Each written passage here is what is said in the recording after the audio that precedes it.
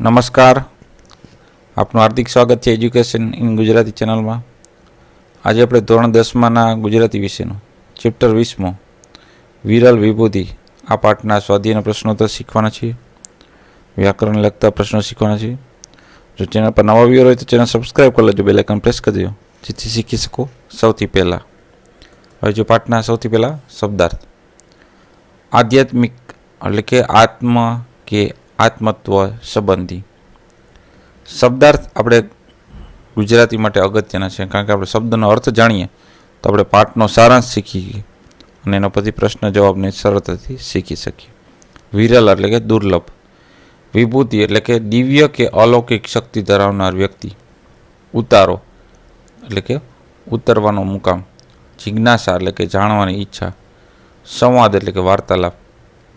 ઢળી જવું એટલે કે ઢોળાઈ જવું. ઘણાઈ ફેલાઈ ફરી આપવા એટલે કે ઘણી વાર ફરી આપવું. જતો કરો એટલે કે ત્યાગ કરવો તો છોડી દેવો. અવળું એટલે કે ઊંધું અથવા ખોટું. મૂલ્યવાન એટલે કે કિંમતી. દેહ ઢોળાઈ જવો એટલે કે દેહ મૃત્યુ પામવો. નુકસાન એટલે કે હાનિ. મતલબ એટલે કે નિસ્બત. બોધ એટલે કે ઉપદેશ. પિતૃપક્ષ એટલે કે પિતા તરફના સગા સંબંધી. માતૃપક્ષ એટલે કે માતા તરફના સગા સંબંધી. નિષ્ઠા એટલે કે શ્રદ્ધા, આસ્થા અથવા ભક્તિ. નોખું એટલે કે અલગ. સતેજ એટલે કે જાગ્રત. વૃત્તિ એટલે કે ઈચ્છા અથવા ભાવના. પ્રબળ એટલે કે દ્રઢ અથવા મક્કમ. આપોઆપ એટલે કે સ્વાભાવિક રીતે. જાતિ સ્મરણ એટલે કે પૂર્વજન્મની સ્મૃતિ. હાલી ચાલી એટલે હલનચલન. નિહાળવું એટલે કે જોવું. બાદ એટલે કે પછી. મનોમંથન એટલે કે મનમાં ચાલતું મંથન. ગહન એટલે કે ઊંડું. પૂર્વભાવ એટલે કે પૂર્વજન્મ. મરણ એટલે કે સ્મૃતિ અથવા યાદ. પ્રભાવશાળી એટલે કે તેજસ્વી. રુજુ એટલે કે કોમળ. પારદર્શિતા એટલે કે મર્મને પામનાર. સવાર થવું એટલે કે સાંડળી પર બેસવું. બીજ મંત્ર એટલે કે ગૂઢ મંત્ર. મોસાળ એટલે કે માનું પિયર. ખટપટ એટલે કે યુક્તિ અથવા પ્રયુક્તિ. વેર એટલે શત્રુતા. પરહિત એટલે કે પારકાનું ભલું. કજોડું એટલે કે ઉંમર ઉપરાંત સ્વભાવરૂપ વગેરેમાં સમાનતા ન હોય તેવા પતિ પત્ની. કુરિવાજો એટલે કે ખરાબ કે ખોટા રિવાજ. ચિંતન ગ્રંથ એટલે કે તત્વ દર્શનનો ગ્રંથ. સૂત્રાત્મક શૈલી એટલે કે સૂત્રમાં કહેવાની લેખન રીતિ.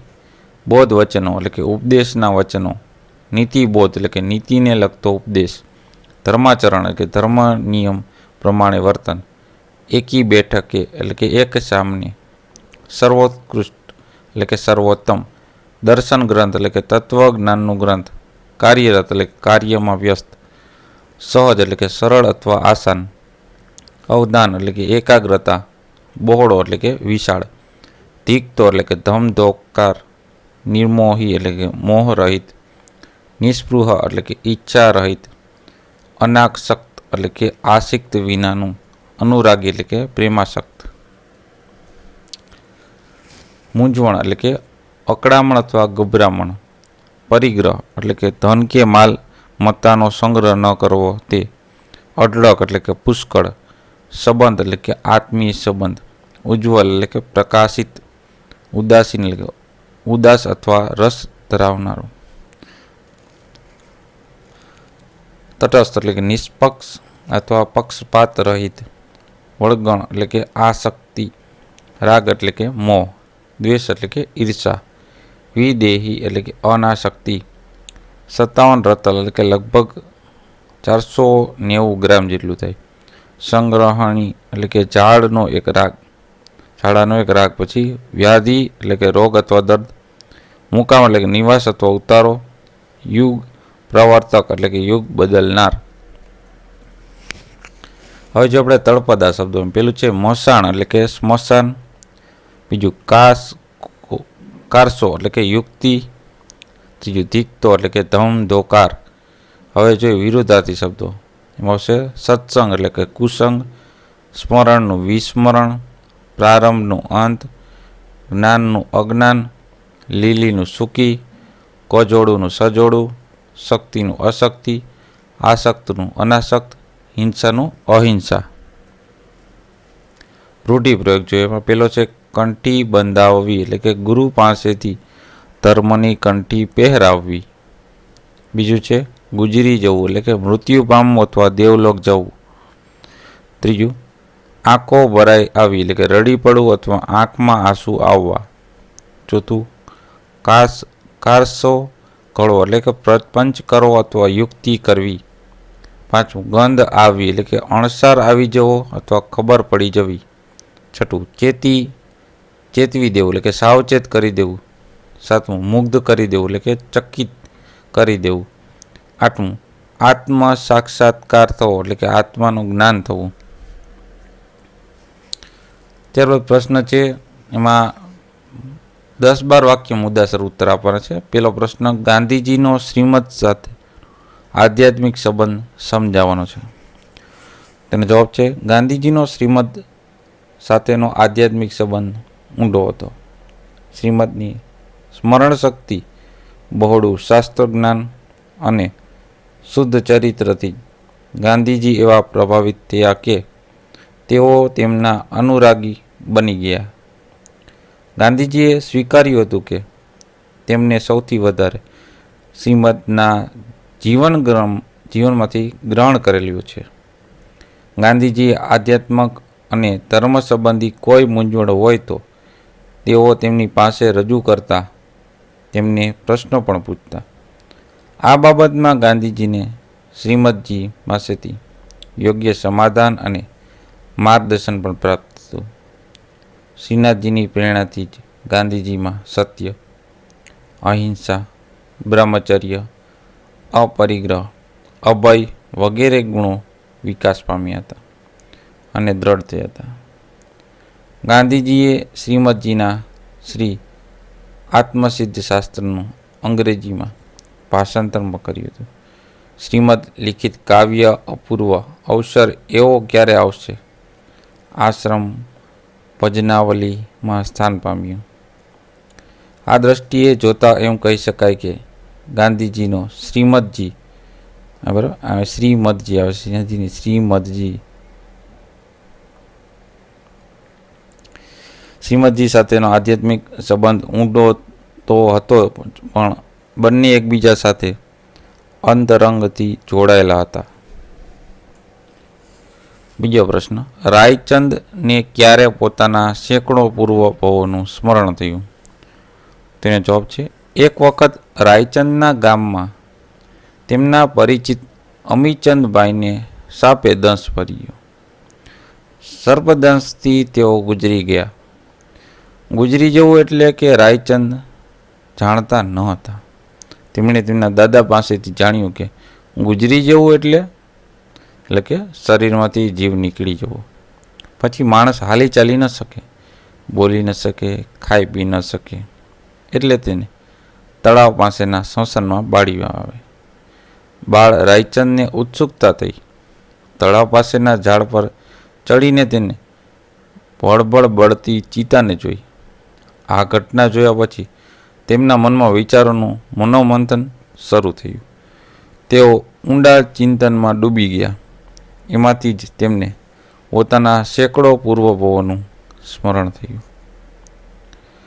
ત્યારબાદ પ્રશ્ન છે, નીચેના પ્રશ્નોના 3-4 વાક્યોમાં ઉત્તર લખવાનો છે. પહેલું, છાશ અને ઘીના દ્રષ્ટાંતથી શ્રીમદ રાજચંદ્રએ છોકરાઓનું શું સમજાવ્યું? તેનો જવાબ છે છાશ અને ઘીના દ્રષ્ટાંતથી જ શ્રીમદ રાજચંદ્ર છોકરાઓને સમજાવ્યું કે દેહ છાશના જેવો છે, તેને જીવ સાચવે છે. આત્મા ઘી જેવો છે, તેને દેહનો ત્યાગ કરે છે. એટલે આ જીવ અવળી સમજણવાળો છે. છાશના જેવો દેહ સામાન્ય છે, પણ ઘીના જેવો આત્મા મૂલ્યવાન છે. છાશની જેમ દેહ ઢોળાઈ જાય એટલે કે મૃત્યુ પામે, નાશ પામે, પણ એનાથી નુકસાન થતું નથી. એનો અર્થ એ છે કે દેહ નહીં પણ આત્મા મૂલ્યવાન છે. બીજું, શ્રીમદ રાજચંદ્રની સ્મરણ શક્તિ અસાધારણ હતી એમ તમે શા પરથી કહી શકો? તેનો જવાબ છે શ્રીમદ રાજચંદ્રની બુદ્ધિ સતેજ હોવાના કારણે તેઓ જે વાંચતા, ભણતા કે ભણાવતા બધું તેમને આપોઆપ યાદ રહી જતું.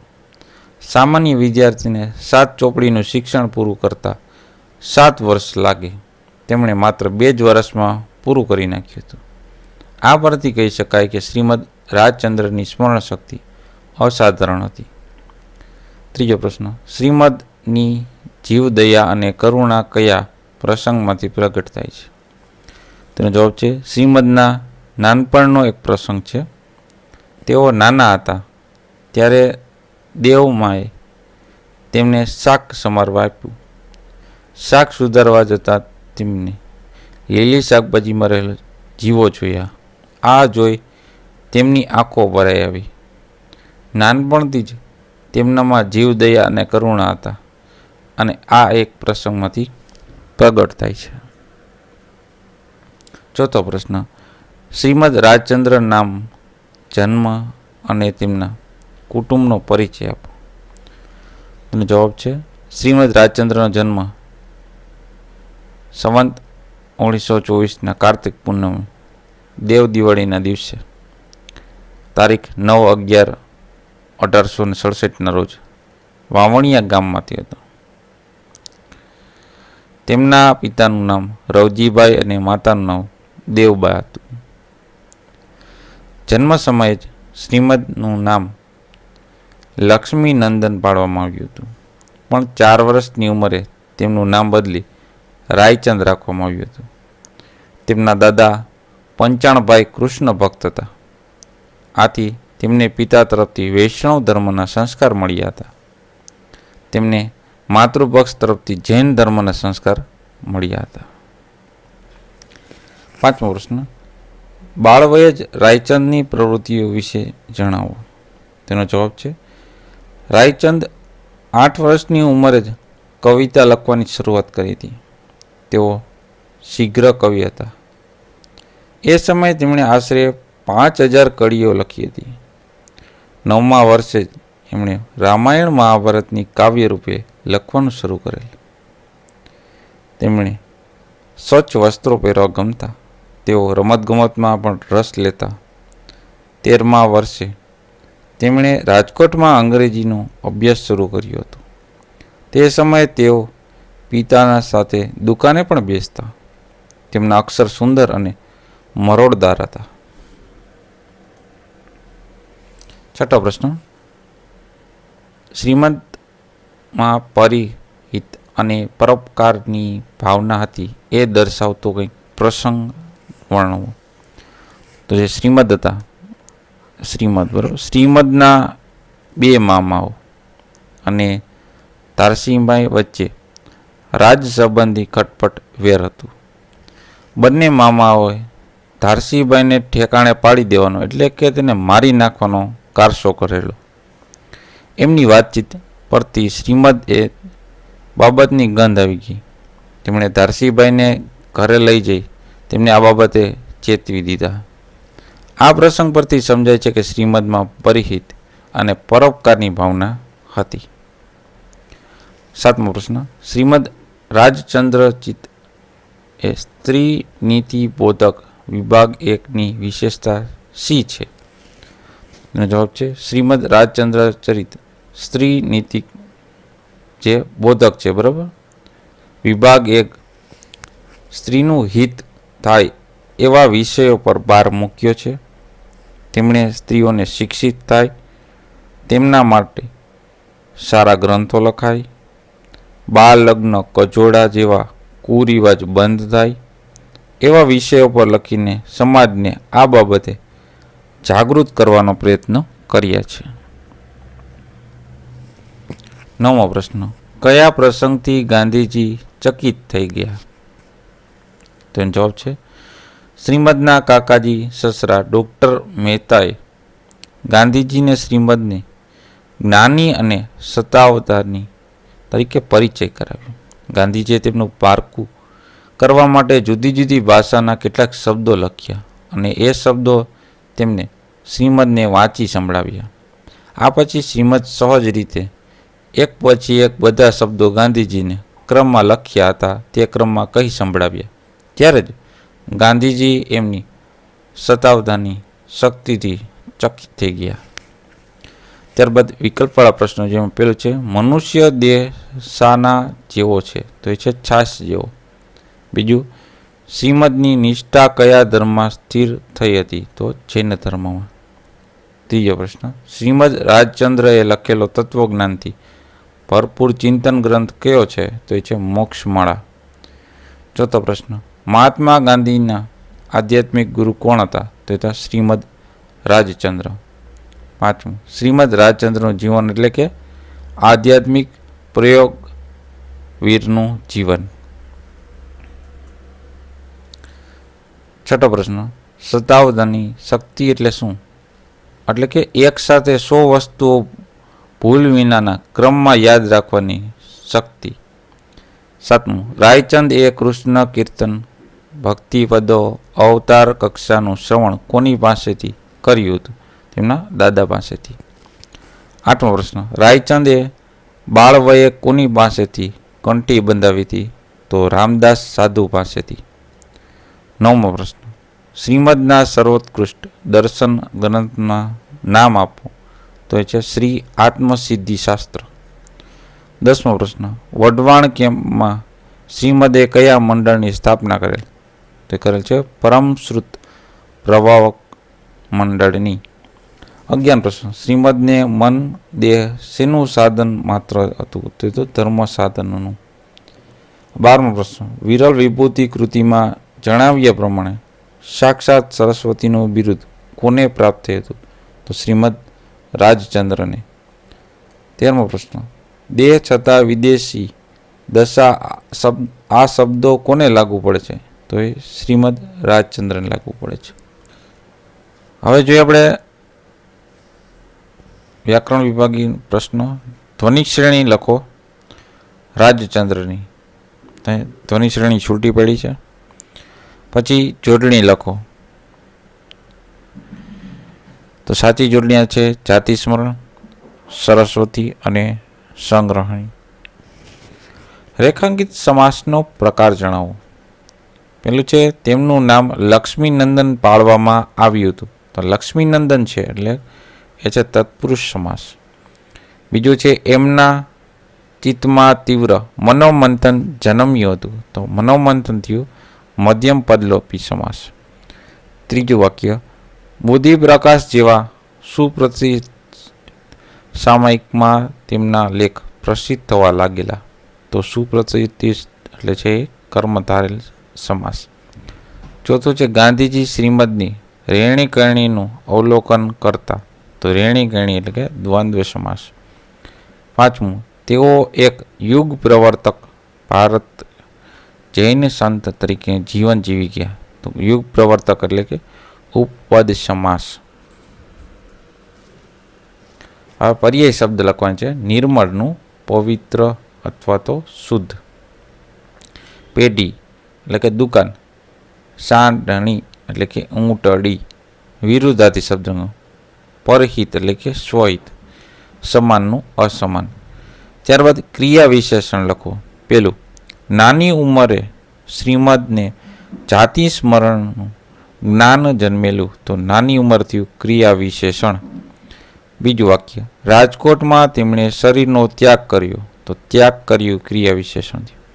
ત્રીજું, ત્યાં ઝાડ ઉપર ચડીને ભળભળ બળતી ચિતાને જોઈ રહી હતી, તો ભળભળ થયું ક્રિયા વિશેષણ. ચોથું, હવે અમીચંદ કાકા હાલી ચાલી કે બોલી શકે નહીં, હવે થયું ક્રિયા વિશેષણ. હવે આપણે જોઈએ શબ્દ સમૂહ માટે એક શબ્દ આપવાનો છે. પેલું છે માતા તરફના સગા સંબંધી એને કહેવાય માતૃપક્ષ. બીજું, જેમાં કોઈ દેવને પ્રસન્ન કરવાની શક્તિ માનેલી હોય તે ગુડ મંત્ર એને કહેવાય બીજ મંત્ર. ત્રીજું, સૂત્રમાં કહેવાની લેખન રીતિ એને કહેવાય સૂત્રાત્મક શૈલી. ચોથું, તત્વજ્ઞાનની વિચાર રજૂ કરતો ગ્રંથ એને કહેવાય દર્શન ગ્રંથ. પાંચમું, એક સાથે 100 વસ્તુ ભૂલ વિના ક્રમમાં યાદ રાખવાની શક્તિ અને કહેવાય સતાવધાની શક્તિ. ત્યારબાદ રૂઢિપ્રયોગનો સાચો અર્થ લખવાનો છે. પેલું, ગળે ઉતરવું એટલે કે સરળતાથી સમજાઈ જવું. બીજું, ઠેકાણે પાડી દેવું એટલે કે મારી નાખવું અથવા પતાવી દેવું. ત્રીજું, પીછો ન છોડવો એટલે કે સતત આગ્રહ રાખવો. ત્યારબાદ છે અલંકાર ઓળખાવો. પેલું છે, દેહ છાસ જેવો સામાન્ય છે, તો એક ઉપમા અલંકારથી ઉપમા આપી ને.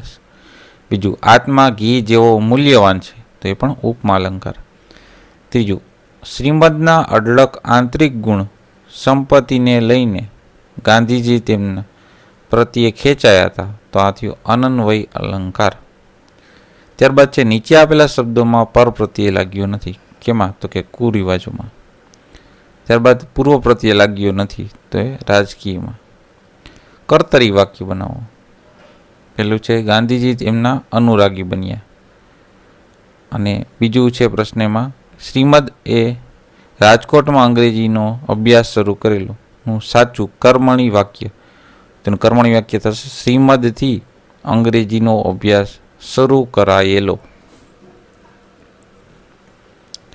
પછી ભાવે વાક્ય બનો, તો તેમનાથી એકલા ચાલ્યા જવાતું. અને ચોથું છે પ્રેરક રચના વાક્યો બનાવો. તો ભાગીદારે શ્રીમદ રાજચંદ્ર પાસે રંગૂનમાં પણ ઝવેરાતની પેટી ખોલાવી હતી. તો આ પાઠના સ્વાધ્યાય પ્રશ્નોત્તરનું સોલ્યુશન. જોતા રહો એજ્યુકેશન ગુજરાત ચેનલ, શીખતા રહો. થેન્ક યુ, આભાર.